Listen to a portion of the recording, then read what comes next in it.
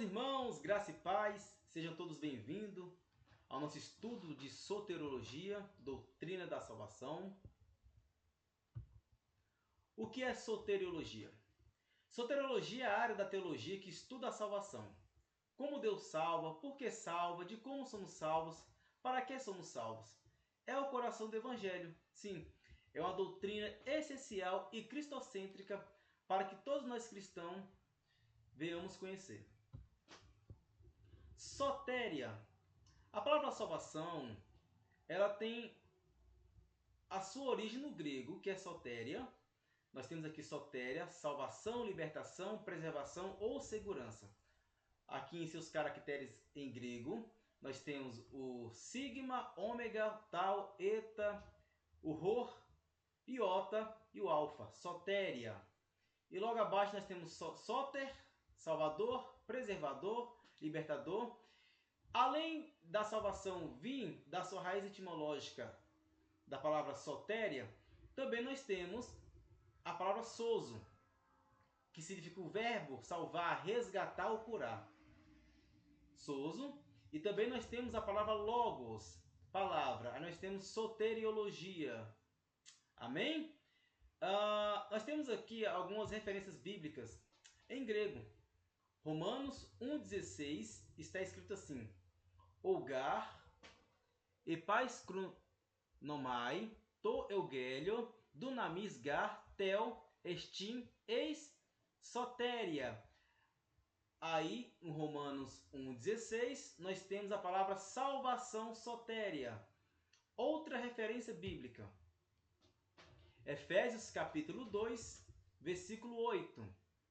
Tengar, harit, estem, sesomenoi. Bom, nós temos aqui sesomenoi, que significa salvos. Pela graça sois salvos. Está aí destacado no versículo 8. Efésios 2, versículo 8. Continuando. Em hebraico, a palavra salvar é yachar. Nós temos aqui uma referência bíblica, que é Êxodo. Nós temos aqui a palavra salvação, et yachar, Yeshua também, que significa salvar. O que é salvação? Definição etimológica. Na língua do Novo Testamento, a palavra sotéria, já vimos as referências bíblicas no idioma original. Além da salvação, traz as seguintes significações: libertação de um perigo iminente, livramento do poder da maldição do pecado, restituição do homem em plena comunhão com Deus. Sim, a salvação de Deus é a resposta para o homem. A soteriologia trata da comunicação das bênçãos da salvação ao pecador e o seu restabelecimento ao favor divino e a vida de íntima comunhão com Deus. Sim, na salvação é restaurado a nossa comunhão com Deus. Definição teológica. Doutrina segundo a qual Deus, em seu insondável amor, ofereceu o seu unigênito para salvar pela graça, por intermédio da fé, os que aceitam como único e suficiente Salvador. Sim, temos aí a referência bíblica, Efésios capítulo 2, do versículo 8 a 10. A salvação é amorosamente inclusiva. Sim, contempla a humanidade por inteiro, visto que todos nós, em Adão, caímos no pecado pela transgressão da lei de Deus. Logo, todos precisamos ser resgatados por Cristo. Sim, por isso que, pós queda de Adão, o único método de salvação é a pessoa reconhecer o sacrifício de Cristo. Mediante a fé, nós recebemos essa salvação, a qual Deus nos ofereceu, e nós entendemos que nós não conquistamos a salvação, mas se Deus nos dá gratuitamente através da fé. A graça de Deus na salvação do homem. Nós temos aqui a sua definição etimológica. Graça em hebraico é hesed. Em grego, haris. trazendo a ideia de favor imerecido, sim. Se Deus reivindicasse justiça do ser humano, nós seríamos fulminados. Por isso que a salvação, o amor de Deus é incondicional, não exige do ser humano obra e nem perfeição, porque é impossível o ser humano alcançar, adquirir ou produzir a sua própria salvação. Nós temos também a definição teológica. Favor imerecido que Deus gratuitamente concede à raça humana, capacitando-os a compreender e aceitar e a usufruir de imediato das bênçãos do plano da salvação.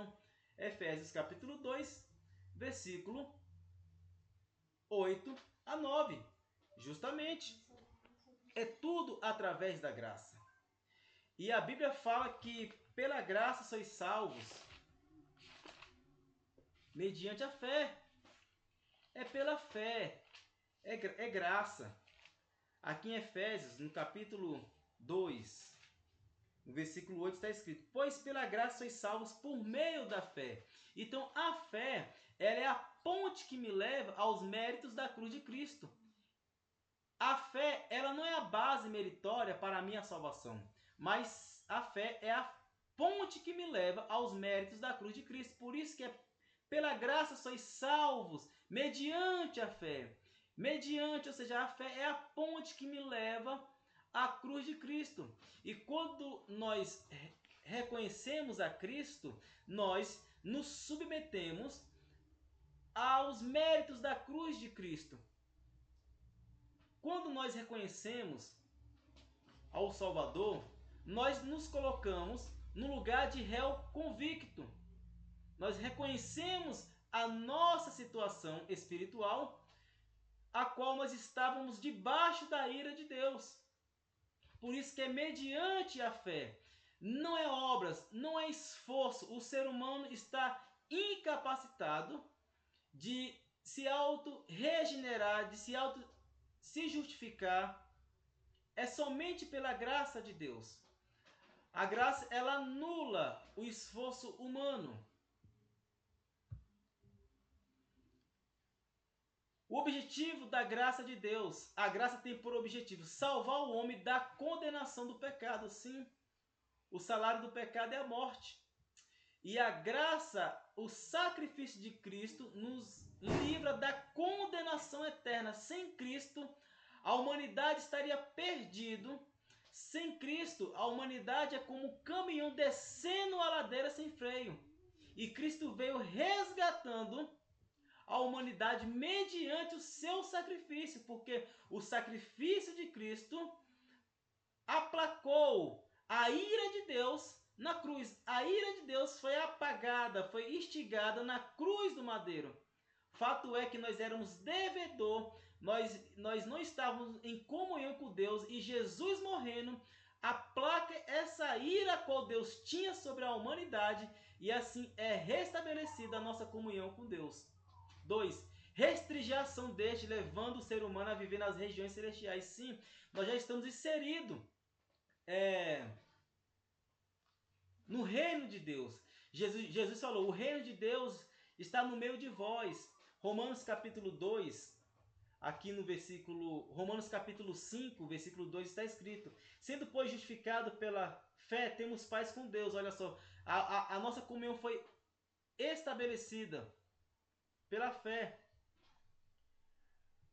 por meio do nosso Senhor Jesus Cristo, mediante que obtivemos entrada pela fé a esta graça, no qual estamos firmes e nos gloriamos na esperança da glória de Deus. Justamente, a cruz nos dá essa segurança. Eu só estou seguro na posição de uma pessoa salva, eu só posso descansar porque Cristo conquistou isso por mim. Cristo conquistou isso por mim e por você. Então descanse no Senhor. A cruz nos dá essa segurança. A salvação tem os seus aspectos.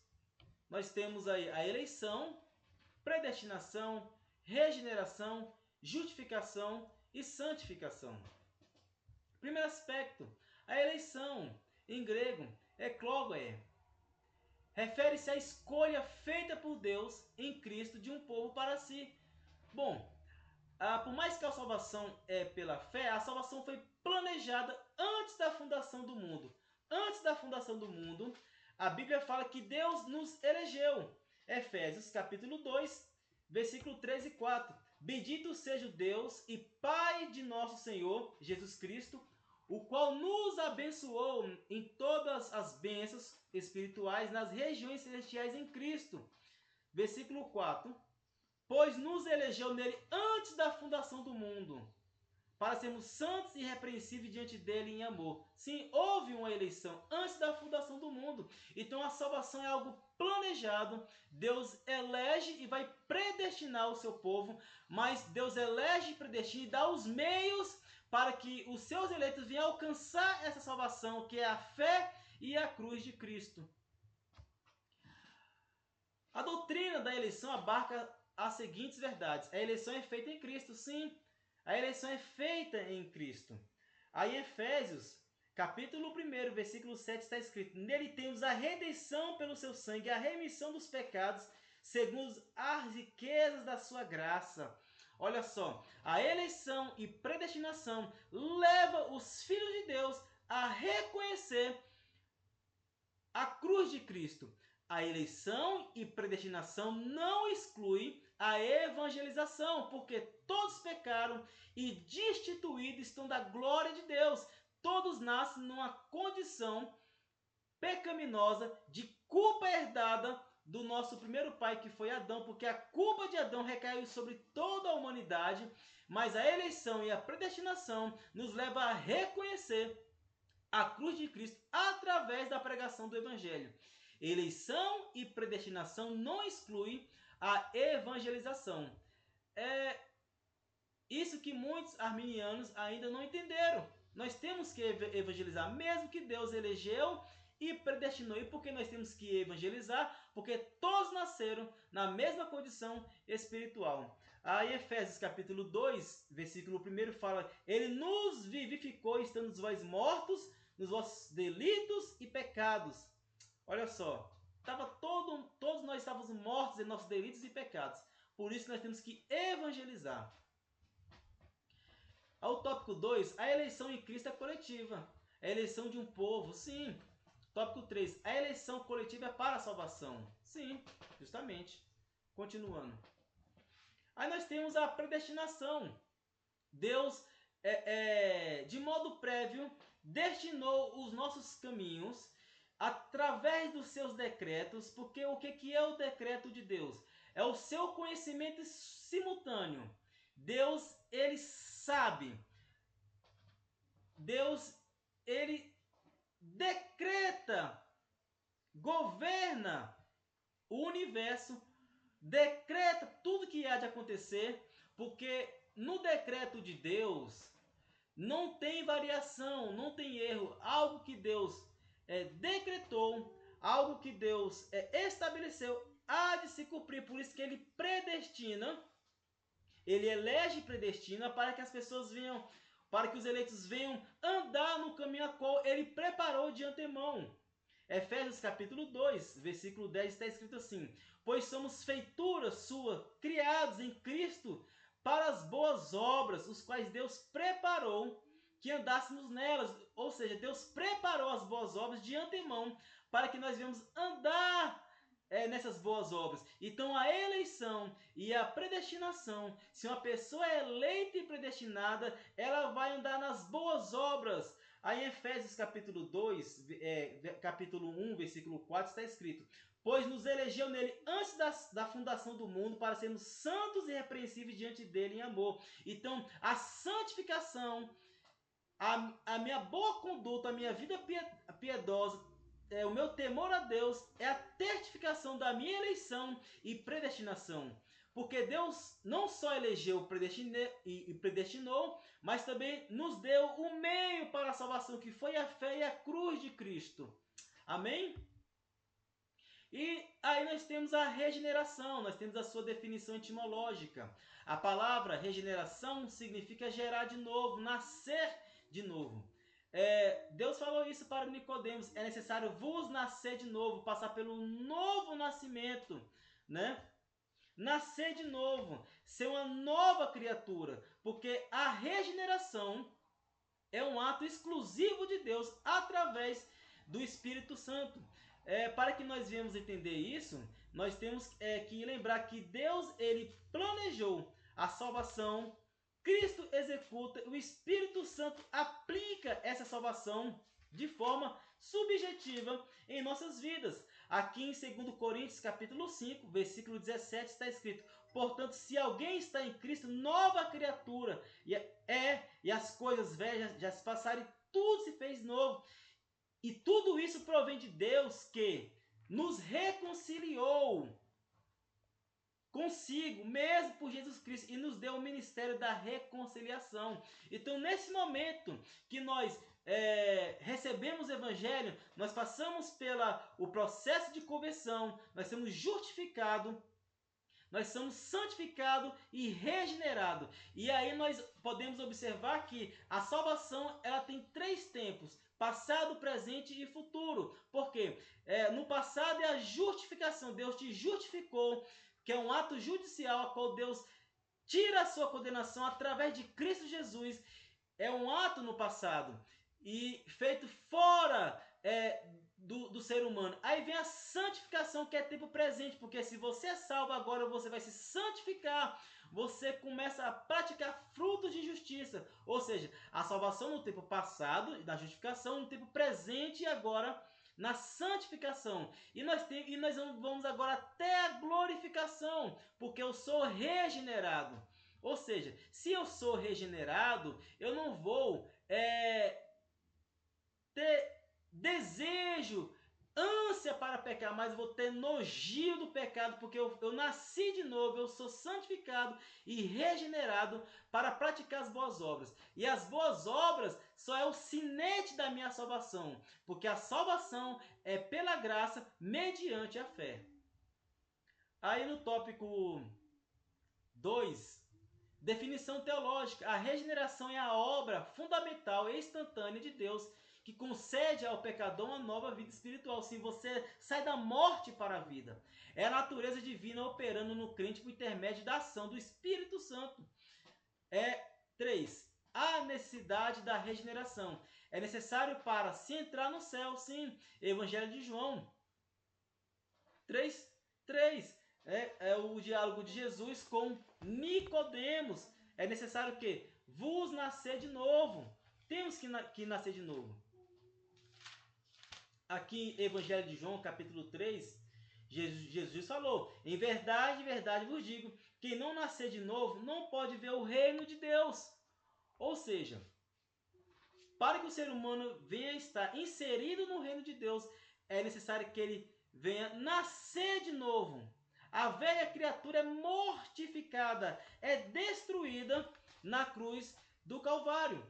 Aqui em Romanos, no capítulo 6, está escrito: versículo 1. Que diremos, pois? Permaneceremos no pecado para que a graça aumente? De modo nenhum. Nós que estamos mortos para o pecado, como viveremos ainda nele? Ou não sabeis que todos quanto fomos batizados em Cristo Jesus, fomos batizados em sua morte? De sorte que somos sepultados com ele pelo batismo na morte, para que com Cristo, ressurgido dentre os mortos, pela glória do Pai, assim andemos nós também em novidade de vida. Sim. Então a regeneração nos dá uma nova conduta, uma nova vida, esperança na cruz de Cristo. Aí nós temos a justificação, que é algo que Deus bateu o martelo. Definição etimológica: hebraico tzadik e do grego de kaio, significa declarar a pessoa justa, justamente. Nenhuma condenação há para aqueles que estão em Cristo Jesus, porque a justificação é o perdão. Deus nos dá o perdão no momento que Ele nos justifica. 2. Definição teológica: declara alguém justo como se este jamais houvera cometido quaisquer iniquidade, e coloca o pecador arrependido no lugar de justo, justamente. Então, na justificação, nós recebemos o perdão de Deus, e nós somos declarados justos devido à obediência de Cristo na cruz. Na justificação, Cristo pagou a nossa dívida, nosso escrito de dívida. Tudo que nos condenava devido à violação da antiga aliança, Cristo ele paga, tetelestai, está pago, está consumado. Então a justificação é um ato judicial de Deus, a qual Deus bateu o martelo no seu tribunal, removendo a condenação e a culpabilidade sobre os seus filhos. E essa condenação recaiu sobre Cristo, e a nossa culpa também foi jogada sobre Cristo. Por isso que ele recebeu as nossas maldições, ele recebeu a nossa culpa, a condenação que recairia sobre mim e sobre você, recaiu sobre Cristo. 3. Benefícios da justificação. Estes são alguns dos benefícios da justificação. 1. Um novo relacionamento com a lei, sim. 2. Um novo relacionamento com Deus. Uma nova concepção sobre a própria culpa e uma nova perspectiva quanto ao futuro. Aí nós temos as referências bíblicas. Continuando. Aí nós temos também a santificação, né? Definição etimológica, kadosh, em hebraico, em grego, hagiazó, né? Significa separação e consagração, porque a santificação, ela quebra a força do pecado, o aguilhão, aquele que nos prendiam.